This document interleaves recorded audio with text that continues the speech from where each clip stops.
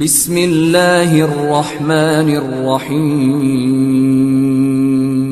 دوسری شرط یہ تھی کہ انسان اپنی زبان کو بھی نجاست سے پاک کرو۔ مومنوں میں جھگڑے ہوتے ہیں، طلاقیں ہو جاتی ہیں اسی گناہ زبان کی وجہ سے۔ آپ نے غیبت کر لی، آپ نے چغلی مار دی، آپ نے یہاں کی بات وہاں پہنچا دی، آپ نے دیکھا کہ کوئی جوان گناہ میں مبتلا ہے، فوراً جا کے اس کے باپ کو بتا دیا، محلے والوں کو بتا دیا، دوستوں کو بتا دیا، ارے فلاں تو شرابی ہے، فلاں تو زانی ہے۔ معصوم فرماتے ہیں یہ کردار اہل بیت کا کردار نہیں ہے۔ برائیاں دیکھو تو برائیاں چھپاؤ، جس طرح وہ تیری برائیاں چھپاتا ہے تو اس کے بندوں کی برائیاں چھپا۔ تجھے حق نہیں کسی کے عیبوں کو ظاہر کرو، یہ سب سے بڑا گناہ ہے۔ تجھے حق نہیں کہ لوگوں کی برائیوں کو عوام تک پہنچاؤ۔ ہاں اس کے پاس چلے جاؤ، اے میرے مومن بھائی تو علی کا ماننے والا ہے، تو حسین کا ماننے والا ہے، تجھ سے یہ امید نہیں تھی۔ امام فرماتے ہیں کہ جب بھی کسی کو برا کام کرتے ہوئے دیکھو اس کے لیے اچھا سوچو، اس کے لیے اچھا سوچو۔ یہ پریکٹس کروا رہے امیر المومنین۔ پر مثلا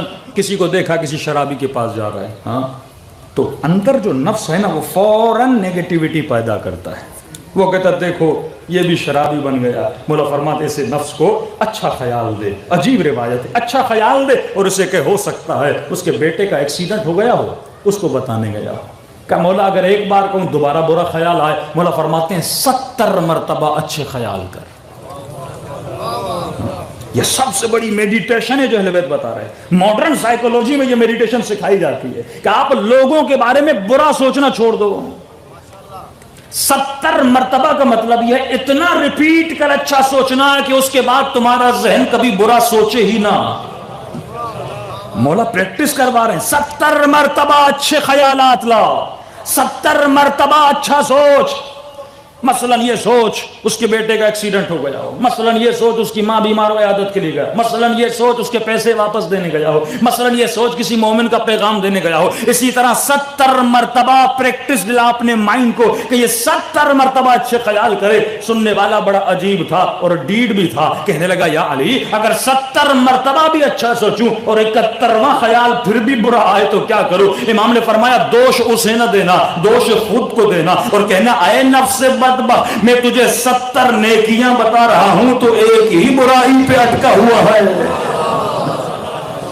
میں تجھے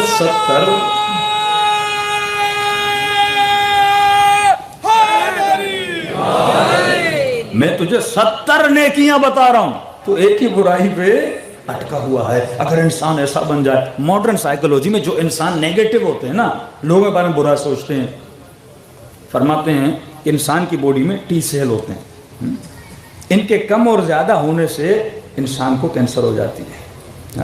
اور جو برا سوچتے ہیں ان کے اندر اسٹریس کے ہارمون بڑھتے رہتے ہیں۔ 20 سال اپنی زندگی سے پہلے وہ لوگ موت میں آ جاتے ہیں، مر جاتے ہیں۔ ہمیشہ اچھا سوچ، اچھا سوچ۔ اس کی مثال آپ کو دوں، مثلا ایک مومن ہے نا، مولا فرماتے ہیں لوگوں کا بغض اپنے دلوں سے نکالو، خود کو صاف کرو۔ وہ کہتا مولانا میں نے معاف کر دیا، اچھا ظاہراً کہتا ہے میں نے معاف کیا، لیکن جب جب وہ سامنے آتا ہے دل میں ایسی گالیاں دیتا ہے اسے۔ پھر دل کو صاف کرنا ہے، منافقت نہیں کرنی۔ اور اگر کسی کا بغض رکھو گے، ماڈرن سائیکولوجی، تمہارا جسم خود بیمار ہو جائے گا۔ کہتے ہیں کیوں؟ اگر آپ نے کسی کا بغض رکھا، کسی کے لیے برا سوچا، جب جب سامنے آئے گا فرماتے ہیں وہ کانٹا بن کے آپ کو لگے گا، آپ کو ہو گیا یہ پھر کہاں سے آ گیا، اے کاش اس منحوس کی شکل میں نہ دیکھتا۔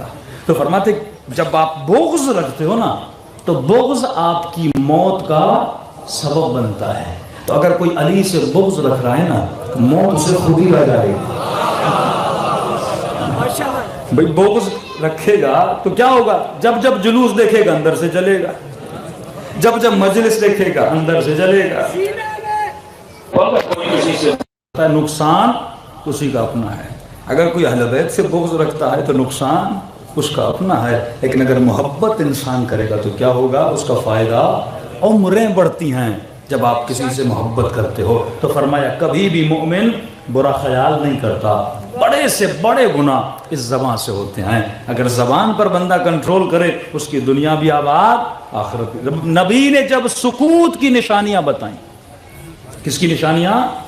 سکوت، خاموشی کی نشانیاں، تو اصحاب نبی نے اپنے منہ میں پتھر رکھنا شروع کر دیا۔ اتنے فائدے خاموشی کے، اور آزما کر دیکھیے، پیٹ کا روزہ آسان ہے، زبان کا روزہ بڑا مشکل ہے. یقین نہیں آتا تو ایک دن آزما کے دیکھ لیجیے گا. بندہ 2 گھنٹے نہیں بولتا تو پریشان ہو جاتا ہے. اعتکاف کا اصل مقصد یہی ہے. اعتکاف میں کلام کرنا، 3 دن کلام نہ کرو کسی کے ساتھ. قرآن پڑھو، حدیث پڑھو، کسی سے کلام نہ کرو، پر خدا سے کلام کرو. زبان کو ذکر پروردگار عالم میں مشغول کرو. اس کے اتنے فائدے ہیں کہ آپ کے تصور سے باہر ہے. عجیب سا سکون انسان کو مل جاتا ہے. لیکن یہ چھوٹی سی زبان ہمارے کنٹرول میں نہیں ہے. اب جملہ سنیے مولا امیر المومنین کا. فرماتا ہے اے انسان جب تک تو بولتا نہیں یہ زبان تیری قیدی ہوتی ہے. اے انسان جب تک تو بولتا نہیں یہ زبان تیری قیدی ہوتی ہے، لیکن جب تو بول لیتا ہے تو زبان کا قیدی بن جاتا ہے. لہذا سوچ سمجھ کے بولا کر کے بول کیا رہا ہے. اب مولا فرماتے بے وقوفوں کی کچھ نشانیاں ہیں. پہلی نشانی یہ ہے کہ بے وقوف کو زیادہ باتیں کرنے میں مزہ آتا ہے. پہلی مجلس میں شاید بتا چکا، زیادہ باتیں کرنے میں مزہ آتا ہے. اور فرمایا جو زیادہ باتیں کرتا ہے وہ زیادہ خطا کرتا ہے، اور جو زیادہ خطا کرتا ہے وہ بے حیا ہو جاتا ہے. اور جو بے حیا ہو جاتا ہے اس کے اندر تقویٰ نہیں ہوتی، اور جس کے اندر تقویٰ نہیں ہوتی اس کا دل مردہ ہو جاتا ہے. اور جب دل مردہ ہو جاتا ہے کبھی علی کی ولایت اندر نہیں آتی. چھوٹی سی زبان ہے. ہمارے استاد اخلاق ایک مثال دیتے تھے، کہتے تھے میرے لال جب صبح بندہ اٹھتا ہے نا، ایک حدیث کا مفہوم بھی بتا رہے تھے کہ 7 اعضاء زبان کو ہاتھ جوڑتے ہیں. جب یہ اٹھتا ہے نا صبح کو تو 7 اعضاء زبان کو، آنکھیں ہاتھ جوڑتی ہیں، ہاتھ جوڑتے ہیں، قدم ہاتھ جوڑتے ہیں. میں نے کہا استاد جی ہاتھ کیوں جوڑتے ہیں؟ کیونکہ کہتے ہیں کہ غلطی تو کرتی ہے لیکن پٹائی ہمیں پڑتی ہے. گالی زبان دیتی ہے، مکہ چہرے کو لگتا ہے. تو فرمایا اس زبان پر کنٹرول کیا کر.